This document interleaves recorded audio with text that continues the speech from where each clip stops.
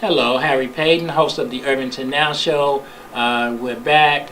Today I have as my guest the Honorable Councilwoman at Large, Irvington Councilwoman at Large, Renee C. Burgess, and we've discussed a lot of things that's going on in and around Irvington, and we're going to continue that discussion. Councilwoman Burgess, recently Irvington Mayor Tony Voss gave his annual State of the Township address. In your opinion, what is the state of the township as it relates to improvements which benefit Irvington residents? Well, I think that's exactly what it is. The township address is letting the residents know what the mayor, the council, and everyone else that are involved, what we're doing, what we have done, what we're looking forward to, how we need everybody to work together. You know, I think sometimes seeing is believing, and that's what I like about the mayor and his presentations when he shows the films, because you know, when you have a visual, it sticks with you more. When you seeing things rather than hearing words, you're like, oh my God, look at that. It's, you know, even like a lot of people don't know, we went out for Christmas. We covered the whole town. You know, almost went door to door. When you see stuff like that, you're like, wow, like they actually did that. When you see the construction coming down from these old dilapidated buildings and stuff like that, you're like, well, they are doing something, because believe it or not, when I go out and campaign, or if I'm just checking on residents or neighbors, you'd be surprised. A lot of people don't know what's going on in Irvington. You know, it doesn't bring about a negative or a positive, but when you talk to them, they're like, well, I know we have a new mayor, but you know, I didn't know about this. Oh, you are doing that? I do see a difference, but you know, I'm at work, so it's our job to let those residents know, because we are representing them, what's going on. And I think the mayor does it so well at his township address, you know, and it shows by the people, excuse me, that he has present that believe in him, that believe in us as a group, because they're there. I'm not sure if you remember, but all the other officials he had from the surrounding towns, you know, that means a lot. It just doesn't mean, okay, they're here because of their titles. That means that we actually have a network. We have people that's working together with us that I don't think it's ever been that strong before. And when you have that, oh my goodness, you know, the results is when you come down Irvington Center and you see the beautiful lights, or you don't have to go to a park, you know, far away now. You can enjoy the park that's in your town because you feel safer. It's cleaner. You know what I mean? You see the kids, because that's what it's about. You see the kids, they're playing basketball. You see them running. You see them playing. They're playing tennis. You know, you see the seniors having a place to go and feeling good and smiling. You know, it's just an uplifting, positive thing for me. And that's what motivates me to keep doing what I'm doing. You know, I love helping someone out without them feeling as if they have to give me something in return. This is natural. This is what energizes me. You know, it's not the title. You know, I've been doing this before the titles. Didn't even know when my dad was involved with this, Ray Burgess, and my mom, Sarah Burgess. I was just going to meetings back then. But I shared the same passion that they had. They was just always helping people, no matter what ethnicity, no matter what you were going through. You know, as a child, you get tired. You're like, Mom, why are we going here? But then I realized, it was only like, I think, when I was on the school board, I didn't realize, oh my God, I'm doing the same thing. And I think that's when it's natural. I just really love what I do, and I appreciate the team that God has blessed me with, because you get so much done with the team that get along and with a team that carries the same goal. Yes. And you mentioned it, and it's a good segue to bring that in, because they say, I think I'm going to get this right, a tree, well, I'm probably messing up. But far from the right, the fruit doesn't fall far from the tree. There it is. Thank you, because I wasn't going to get it. And that is something that a lot of people may not know, is that the history of your father and your mother, they have been honored, both of them, because they were stalwarts, S-T-A-L-W-A-R-T. I know the word, I just didn't pronounce it right. But they were, you know, citizens who took care of the community, and they did so much. As a matter of fact, there was a park that was dedicated in honor of your late Yes, on father. Montgomery Avenue. Yes. It was a park just full of rubble and rocks, and my dad saw it as something where the kids can go play and people can just go and, just feel good about themselves. So. And if you go over to that park, you'll see my church is on South 20th Street, so I ride on Montgomery, back and forth, going to the church, and that park is almost always full of kids and parents, and there's a lot of activity, youngsters out there playing basketball. And again, as you said, your father had that vision. So look, this is not what a park should be, and now it is serving the kids. And at the time, he may have had some frustrations, some setbacks, but look at what the effort. So you come from good start. Oh, thank you. Yes, thank and you. your mother, God rest her soul, because I know she recently passed on to be with her husband. Yes, last January. Yeah. On my daughter's birthday. Yeah. 12/01. Yeah, and how that's sort of what happened to when my dad passed. When he passed, the funeral was on the day when my grandson had a big basketball, game. And we kind of struggled. Well, should we, look, he can go to the game. We know, we struggled. And the game was at the same time as the funeral. So we told him it was his choice. And, he wanted to come to the funeral and miss the game. And we were upset because we followed his team, we followed the game. Right. And then we were dealing with the funeral of my father. But as God works his magic, it had rained or snowed a little bit, and they pushed the game back a couple of hours. And then we got a call, and we said, oh, wow, now you can go to the game. So some people were, well, I don't know, maybe you shouldn't go to the game. And he said, look, if you want to go, he went to the game.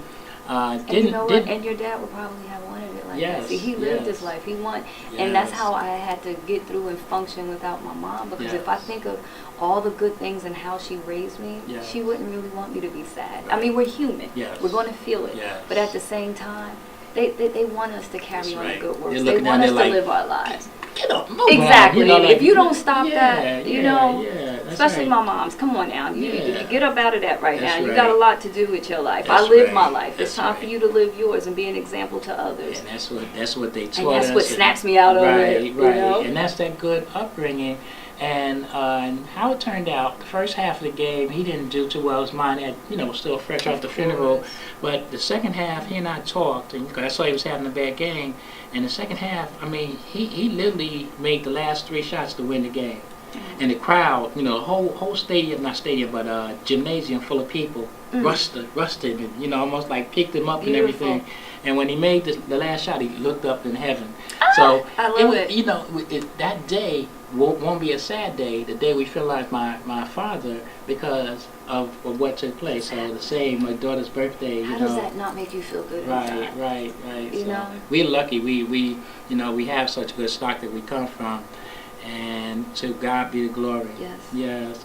Now, if a resident has a concern, complaint, what should they do?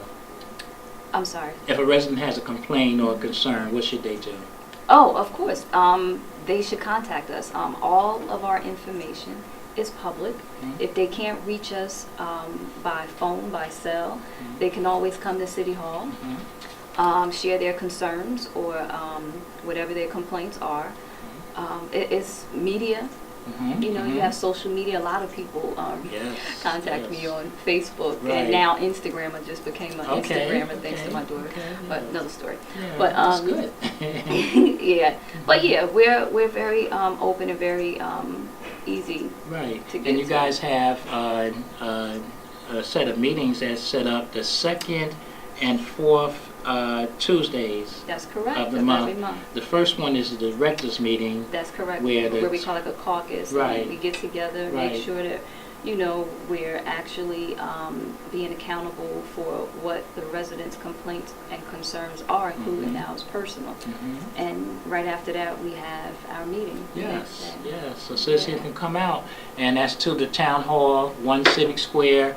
The directors meeting starts at 7, ends at 8, and the council meeting starts right after that. That's correct, 8 o'clock. So you can certainly, citizens can engage you guys, and I've attended those meetings, and you guys are very friendly. Sometimes I'm not from Newark, but I grew up in Newark, and some of those ones could be contentious, you know. Yes, it's challenging, but when you love what you do and you've been experienced to the point where you dealt with different personalities, you know, that person could have something on their mind, or maybe, you know, they just had a bad day. You know, we already know what we're up against. We took this job because we want to help, so therefore we have to be open-minded. Yes. So our key is just to stay positive. You know, I respect everyone.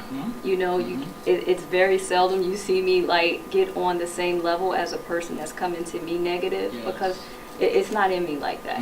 You know, I think, like I said before, you can accomplish more by talking respectfully. Yes, you know, and that's right. you know, sometimes you don't get it, but that's life. Yes, you know? and it's absolutely, you know, again, that is your character, and that's the best way, because like you say, sometimes people come, you know, just generally angry, and they want to express that anger, so they may express it not necessarily positive, you know, at you, but they just express it and angrily. I have to understand, you know, like what I believe in or what I fight for may not be the same as what you fight for, but at the end of the day, I'm going to respect what you're saying.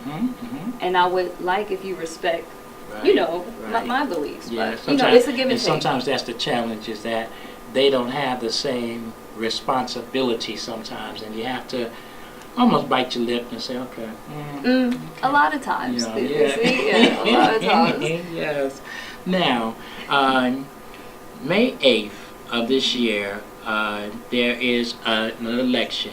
The election is for council at large, the 3 council at large seats, and the mayor. Can you discuss why a person should choose you?